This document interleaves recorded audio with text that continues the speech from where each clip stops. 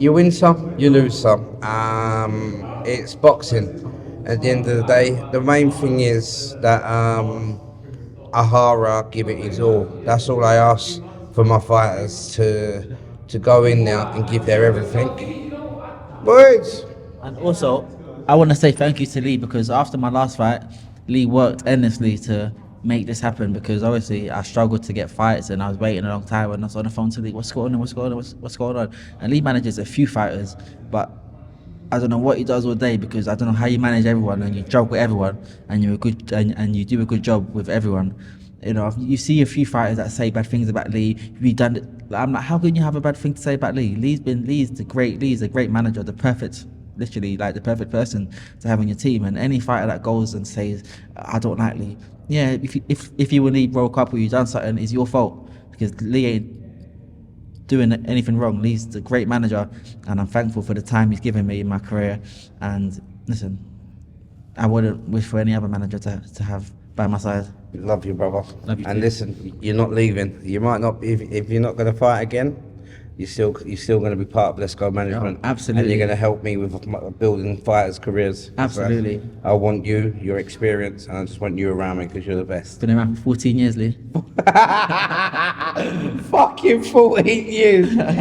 Ohara, you just gave him some praise. I want to give you some praise because I've known you a long time. We've spoken a long time online. You know, you once shouted at Boxing King Media and Sky Sports about 4 or 5 years ago. So we go back long, and whatever narratives people have printed about you over the years, I've always known that you're a proper, genuine guy. And I think today you've shown that.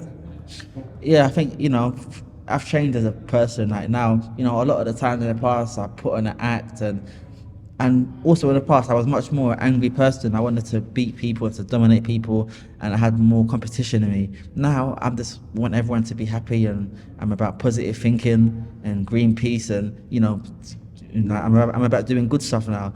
So my physicality, I can box, yeah, I know how to box, but my mindset, I'm a different person now. Life's good. Like when I was in the struggle, life was a lot harder and I had wanted to dominate more. And now life's okay now, and you got to know when your time's done, because a lot of fighters stay in the game too long. They get beat, their time's done, and they still want to go on. How much can I get? Like, no, you got to know when your time's done. Leave happy with all your faculties and be happy with what you've done in boxing and with what you've made, if you've made anything. What Hara's done in boxing has invested his money very, very wisely, and he's got multiple properties, so he's going to be all right. So that's something as a manager you want your fighter to. If he's going to leave the game, he's going to have obviously a career after, or money put away, money invested and stuff like that. So with him, he has. And he could help a lot of young fighters with their decisions, because he's very, very wise. A lot of people think he's just thinking Ohara Davies don't give a fuck and all shit like that. But listen, the man's very wise. Even I'm getting advice of him on properties and stuff like that. So 100% he's going to have a great life after boxing, but he's always going to be involved in boxing. Yeah, one of the biggest things from that fight tonight was, I said this to Lee earlier, if you already planned to retire, you could have quit after 3, 4, even after the first body shot. You could have just stayed down. You know, I proper respect you for the fact that you got up and you still gave it your everything until, you know, you had nothing left. Yeah, listen, I said to myself, if this is my last fight and I've worked hard, I had a hard camp, even when I knew I couldn't breathe, literally for like 2 of those rounds, I couldn't breathe. I couldn't breathe out both, you know, and then I just said, you know what, let me just go and fight and give the fans an entertaining show. I don't care if I go down, I don't care if it looks a bit embarrassing. I want to go out with a bang and give the fans a great fight. If I could have gone to round 10 or to round 12, I would have done it, even if I knew I was going to lose the fight. I just wanted to entertain the fans so that when they think about Ohara Davies, they're not thinking about Ismail Brosov stopped him in the first round or he fought Taylor and he quit. They're thinking, against Adam, he put on a fucking good fight and I was entertained, and I'm happy with that. Nobody could accuse you of quitting, bro, because you shot a lot of people up tonight.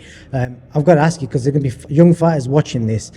At some point in your career, you switched on investment and also had to deal with negativity. We've seen Ben Whittaker recently. He's probably dealing with a lot of shit like right now that you've had over the years. What's the best advice you'll give to Ben Whittaker and fighters who are probably in that position where you was 4 years ago? Take the rematch. You need to take the rematch. On the spot. You need to take the rematch, yes, but ultimately with Ben, just like with me, a lot of the stick that we get is from things that we've done and we've said.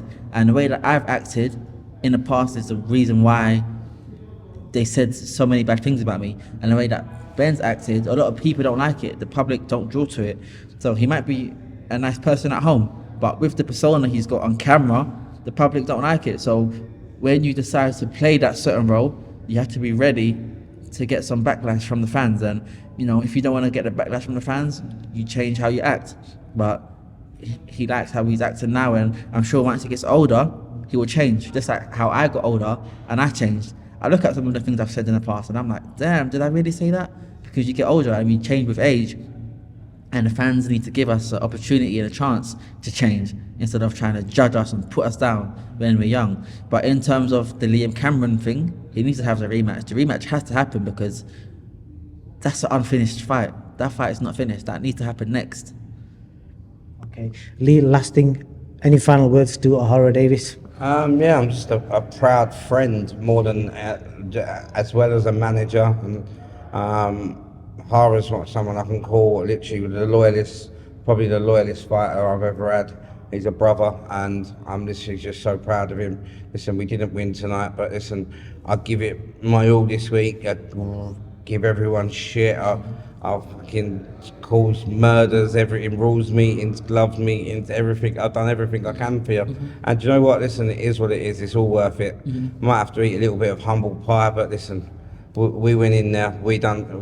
As a team, we got here, and listen, I'm proud of you. You know what? It's all about, like, to me, the win, even though I didn't win, that's not the biggest thing. We had the experience and a journey, and it was 100%. a big fight. It was a big show. I enjoyed the press conferences, the weigh-in, the head-to-head, like the media stuff, and we gained experience from it, and it was a great show. Outright, it was a great show, and to be involved in a show this big, I'm happy and Lee's happy. You know, so sometimes with me right now, getting a win wasn't the most important thing.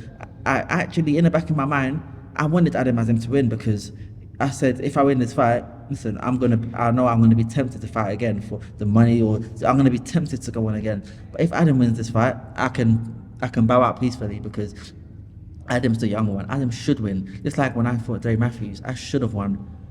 Imagine I fought Dave Matthews and if he won, it's not how the game should go. The younger guy comes out and he defeats the older guy, the older, more experienced guy, and then the older, more experienced guy bows out. Which is how the story should go. It's like the cycle of boxing. It's like the cycle of life. Like the son buries the father and the mother.